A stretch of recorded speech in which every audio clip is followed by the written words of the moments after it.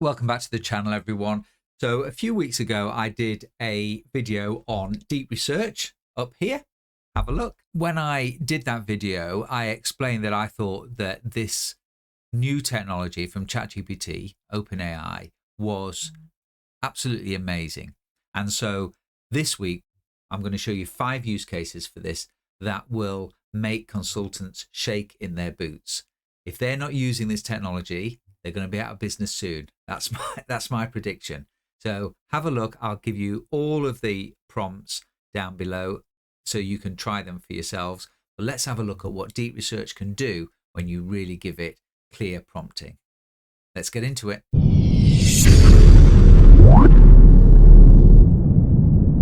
Okay, so here we are in ChatGPT, and I'm using the very latest model, so 4.5, and I've got Deep Research on. So I've created a detailed prompt. So I'm setting the scene. You're an experienced market analyst working for a top global consultancy firm. If you're one of those, you should be watching this. Your task is to prepare an exhaustive market growth strategy report for a tech startup seeking to expand in its SaaS product internationally. Act as a seasoned market strategy consultant with deep expertise in the technology market. Include a detailed market analysis covering market size, growth rate, and segments. Provide competitor insights. Highlight key players and their market strategies. Conclude with actionable specific recommendations on how the startup can effectively grow its market share. Example output, detailed charts and graphs for market size, competitor, SWOT analysis, clearly defined actionable recommendations. Deep Research is on. Let's go. And as always with Deep Research, it asks us a series of questions. So what I do is just copy these, pop them in to the prompt, and then just go through and answer them. So to provide a tailored market growth strategy report, could you clarify the following? SaaS product type. What kind of SaaS product is a startup offering? CRM, HR software, cybersecurity, analytics. We will go for cybersecurity in the marine sector. Target markets. Are there any specific countries or regions the startup wants to expand into, or should I identify the most promising one? Identify most promising. So competitive landscape. Are there particular competitors or industry benchmarks the startup is focused on? Competitors tend to be suppliers of equipment like navigation to the shipping sector. So business model and pricing strategy, any specific monetization models, subscription tiers, freemium, enterprise focus. So I've said freemium perhaps, pay proof of concept, recurring revenue model, upgrades, etc. Startup size and funding, any insights on current revenue, funding stage, available budget for expansion. Company is 3 years old, has a sensible amount of funding and approximately £500,000 of sales, looking to grow as quickly as possible to an annual recurring revenue of 10 million. Preferred report format. Would you like a structured document with detailed charts, tables, competitor analysis? Yes. With this information, I can conduct a more precise and effective analysis for the strategy report. So if you were writing this report, I think you would have this information. That would be basic company information, a conversation with the CEO, understanding the company strategy. You'd have this. Let's see what we get from Deep Research. So what happens now is it starts doing its thinking. Let's break it down. What do I need to do? Focusing on the sector. It's doing some research. It's already found 2 sources. I'd be very surprised if it doesn't find a lot. Mapping the maritime cybersecurity market, digging into the term maritime cybersecurity. What does it mean? Expected to grow to 4 billion. Regulatory compliance. I'm going to let this do its thinking, and then we'll come back, see what it produced at the end. So we have, the research was completed in 5 minutes. It looked at 21 sources. And here it gives you global market size and growth, tells you what size their business is. It's got links to references for all of these. Market segmentation, produced some sort of graph. Endpoint security segment. Not sure that's the best graph in the world. taking it from somewhere. Middle East markets also emerging as strategic and significant investments in port cybersecurity and digital infrastructure. Market segmentation, offshore platforms, commercial cargo vessels, cybersecurity needs, key regulatory drivers. Regulatory compliance is a major catalyst for this work. Competitive landscape, key competitors, SciDome, Naval Dome, CyberAl. Now, what it hasn't done is produce lots of graphs, but what it has done is produce a text-heavy report from which you could create a market analysis for this company. It took 5 minutes. It might take 5 hours to get it right, to polish it, to put some graphs in, to get some data, etc. And you could use these tools to get that. But how cool is that? How impressive is that? Let's try another one. Okay, this is something I used to do quite a lot. So, country report. You are a chief economist preparing a comprehensive country report on Brazil for an international corporation considering entering this market. Adopt the role of an authoritative economic analysis with expertise in emerging markets. Provide a detailed economic, political, and social overview of Brazil. Identify specific market opportunities and highlight significant risks and barriers to entry. Conclude with strategic recommendations for market entry. Example output: economic indicators table, political stability matrix, risk assessment dashboard, actionable market strategies. So let's have a look. I would expect it to ask me some questions. Here it goes. And this is what you want. You need it to ask you questions so it can give you the report that you need. Just copy and paste the questions that it's asked me. So to provide a comprehensive country report on Brazil, could you clarify the specific industry or sector the international corporation is considering entering? And I've put higher education. The time horizon for market entry, short-term versus long-term outlook. This will be a long-term play, I've said. Any particular economic, political, or social aspects you want to emphasize. And I've said anything that could impact on the HE sector. Please also highlight key political actors and influencers. Would you like comparison with other emerging markets? I've said no, but I would like to know if other UK universities are operating and as much detail as possible about their activities. Should the report focus on macro level insights or also include micro level details such as regional opportunities? And I've said both macro and micro, please. And here we go. And it will go off and do its thinking. I will come back to you when it's done. And here we have our country report on Brazil, higher education, long-term market entry strategy, a macroeconomic overview that looks at 2025. So hang on, it took 7 minutes and it looked at 38 sources to get this information. So 7 minutes, how long would that take a human? That's weeks of searching, reading, synthesizing information, and then crafting a report. And here we have it, 7 minutes. Let's see what we've got. Macroeconomic overview, economic policies impacting the HE sector. Education is a national priority in Brazil, national education plan, and it is up to date. So look at this. This is Brazil's GDP is about 2.3 trillion. Economic indicators are currently solid as of 2025. So it's all up to date. This is not old activity. Political environment, presidential federal republic, key political actors and influencers, current educational minister, Camilo Santana as of 2023, National Education Council, government stance on foreign investment in HE. Brazil's government is generally open to international collaboration. Regulatory and legal framework. Brazil's higher education sector is tightly regulated by the federal government. All higher education institutions, whether domestic or foreign backed, must comply with the same accreditation and licensing requirements. So there's regulatory issues to get in there. Quality assurance and oversight, tax policies and incentives. Employing somebody in Brazil is very expensive, I can tell you that.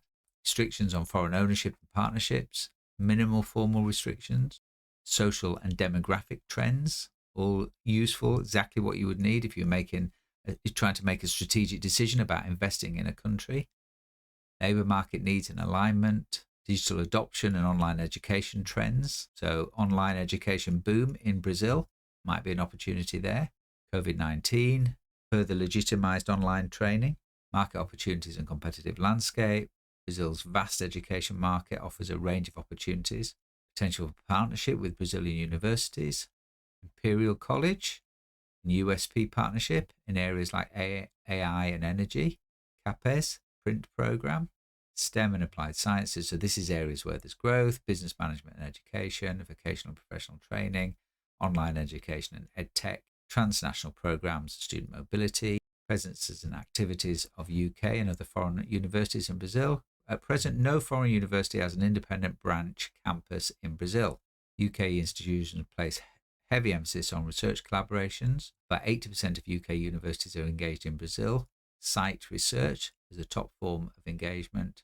Competitive landscape, risks, barriers to entry, currency and currency risk, regulatory bureaucracy, political uncertainty, market competition, affordability, cultural and language barriers, infrastructure and regional disparities, bureaucracy challenges, regional insights, Brazil's size and diversity, Southeast region, Sao Paulo, Rio, South region, Paraná, Rio Grande. I'm not going to butcher the names anymore. Amazonia, Central West, key education hubs, Sao Paulo. Strategic recommendations for market entry, engagement with government, cultivate relationships with state and local authorities, risk mitigation, equality and localization, preferred market positioning, maybe going as boutique, funding and incentives. There's a whole number of those. How cool is that? That's good enough to start a conversation. That's good enough to go on a trip. That's good enough to start making meetings, looking for potential partners. And of course, we could ask ChatGPT to go and find potential partners for us, to look at universities that might fit with our university. I guess the only thing it didn't say is find somebody incredible on the ground to help you, which I think would be a great idea. Anyway, that's Brazil. That's a market entry strategy. That's a country report. Let's move on. Okay, so this time we're going to do an industry report. So you're an industry analyst creating an in-depth industry report on renewable energy trends and forecasts for stakeholders in energy investment. Act as an industry expert, specialising in renewable energy markets. Identify current industry trends, major challenges, emerging opportunities, renewable energy sector. Provide forecast support by recent data and suggest how investors and businesses can capitalise on upcoming changes. Trend analysis, example output, trend analysis and graph, challenge opportunity matrices, predictive analytic charts, actionable investment recommendations. We'll see whether it produces any of those things or it just gives me a whole load of text. I fear it will give me a load of text. So let's see. I expect we will get the questions. Here we go. What a surprise. I'll copy and paste it. I say what a surprise. I'm obviously not surprised, nor do I think it's a bad thing. I think this is great to make sure that you have the context for the report before you send it off to spend 10 minutes doing a report. So let's have a look at these questions and some answers. Okay, so the questions it asked were geographical regions. Should the report cover global trends or do you have a specific region? So I've said the UK. Should the analysis include all renewable, solar, wind, hydro, biomass, geothermal, or prioritise specific ones? I've said prioritise those the UK has expertise / capability in. Investment horizon, what forecast time frame is relevant? 5 years, 10 years. So I said 5 years.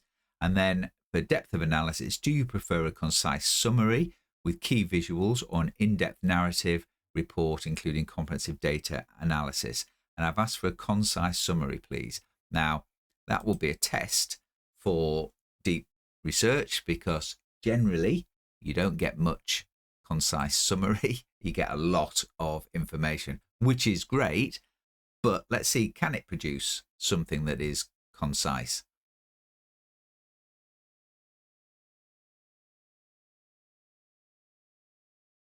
Okay, so here we are. Now, I should just tell you, I had to run this twice because the first time it got itself to about 90% done and then it just crashed and carried on in some sort of endless loop. So I ran the prompt again, and it took 8 minutes. It looked at 34 sources, and here is the competitor analysis for the top 3 luxury sustainable fashion brands in the UK. And it has picked out Stella McCartney, Vivienne Westwood, and Burberry. The benchmarking key metrics as we asked for. And you can see it's given me links, so I can click through to these links and have a look at the specific bits of the internet that it got the information from. Stella McCartney worth 40 million, Vivienne Westwood 101 million, Burberry's 2.97 billion. My mum used to work for Burberry's. There you go. And it gives us market share and positioning, strength and weaknesses matrix, which is helpful. Key weaknesses, limited scale and profitability, niche appeal, etc. Burberry's not 100% sustainable product line. Historical controversies. Gives us a differentiation strategy, and it's found a nice picture. I wonder if that's a Stella McCartney picture. That looks like a Vivienne Westwood one. Not sure what that one is. So it gives us some detail about the heritage, comparative positioning, that sort of thing. Really cool.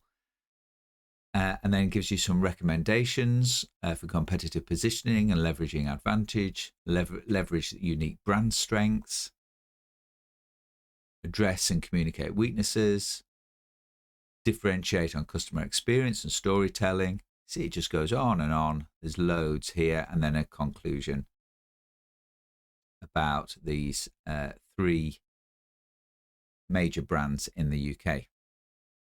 There you go. So it took me 2 goes, but it actually produced something that is detailed, has comparisons, some in-depth analysis.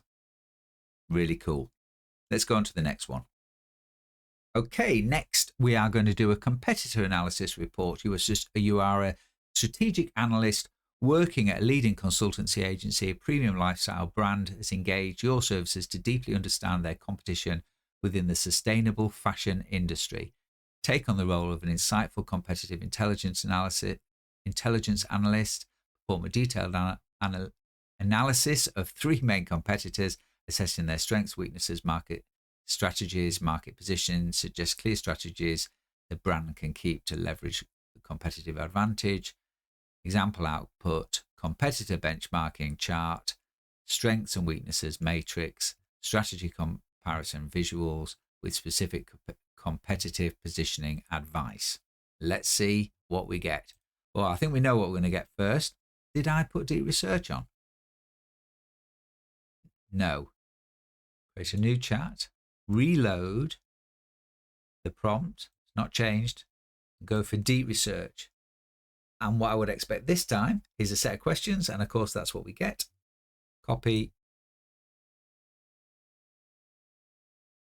paste. Okay, so it asked me the normal set of questions, the name of the premium lifestyle brand we are analysing, and I've said, or should I assume a general sustainable fashion brand? And I've said a general sustainable fashion brand. But of course, if you were working for a company, you would know the company's name. 3 main competitors you would like assessed, or should I identify key competitors for you? Identify them, please. Specific market, regions, or global scope. I've said UK. Any particular focus areas, pricing, strategy, sustainability initiatives, branding, customer engagement. And I said all of them, please. So we've got deep research on this time. Let's go. I will come back when we get an answer. Okay, it took 6 minutes and it looked at a whopping 44 sources. So current industry trends for renewable energy 2025 to 2030, offshore wind, UK's global leader, solar power. It's given us some figures and a graph. Have a look at that. UK solar deployment by capacity updated monthly. Very cool. Green hydrogen. UK is the early stages of developing green hydrogen. Major challenges and risks. Grid infrastructure and integration. We hear a lot about that. Planning and permitting delays. So the current government has talked about unblocking the bottlenecks that stop the grid upgrades. Not necessarily the most popular political decision. People don't want pylons in their backyard. Supply chain constraints and costs. Renewable supply chain is under strain from rapid global demand and inflation.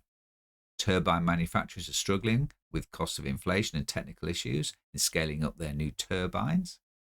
Intermittency and storage. So one of the challenges, obviously, with renewable energy is storing the energy, and when the wind doesn't blow, it's not there. So you have this sort of backup, and in the UK, the backup is gas, which is expensive, not great, and policy and market uncertainty. So it's important that government gives signals to the market so they can invest over a long period to get new technology and new capability into the marketplace.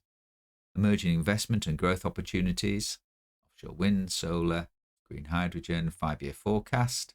Another figure there, which is nice.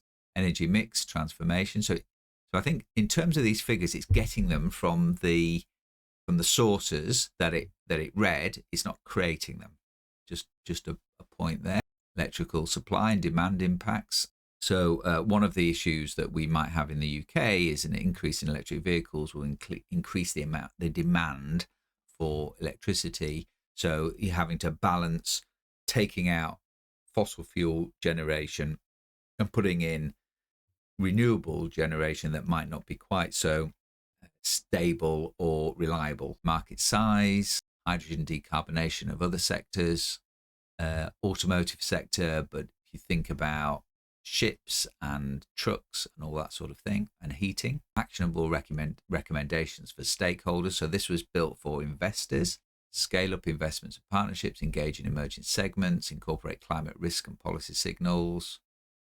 Policymakers ensure stable, ambitious policy frameworks, accelerate planning and grid reforms, improve economic incentives and funding, address workforce and supply chain challenges.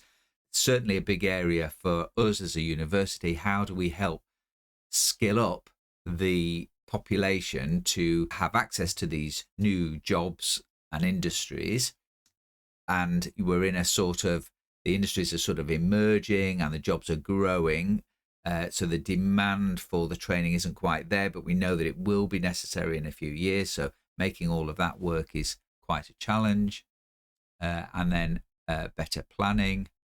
And then for startups, innovate in high needs areas, leverage support programs, collaborations, be agile and policy aware. Cool. Now, is that a concise summary? Be interesting to see what it would have produced if I'd have asked it just to go for it. I'm not so sure. But what it is a comprehensive piece of work that's looked at 40 different sources and created something that can be trustworthy. And maybe at this point, I'll talk a little bit about hallucination. So I've been using this regularly every day for weeks now. And what I do is, before I'm going to use it, I check all of the links to make sure they're real. I've yet to find a hallucinated link. Okay, on to our final use case. And this time I want a social media report. You are a social media analyst for a marketing consultancy evaluating a major FMCG's brand's recent social media campaign. Act as a social media performance analyst, skilled in data-driven market analysis. Evaluate the campaign's social media metrics against set KPIs, analyze engagement, reach and conversion and ROI, identify areas of success and specific recommendations for performance improvement, and example output, KPI performance dashboards, comparative engagement and analytics, ROI charts, detailed strategic recommendations for improvement. Now, obviously, difficult if I don't have those documents to add in.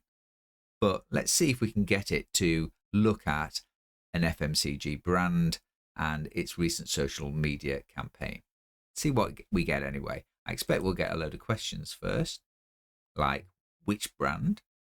So not a surprise, it asked me to say which company. So we've gone for, could you provide the major FMCG brand? And so I've said, please review BYD electric vehicles, market entry to the UK.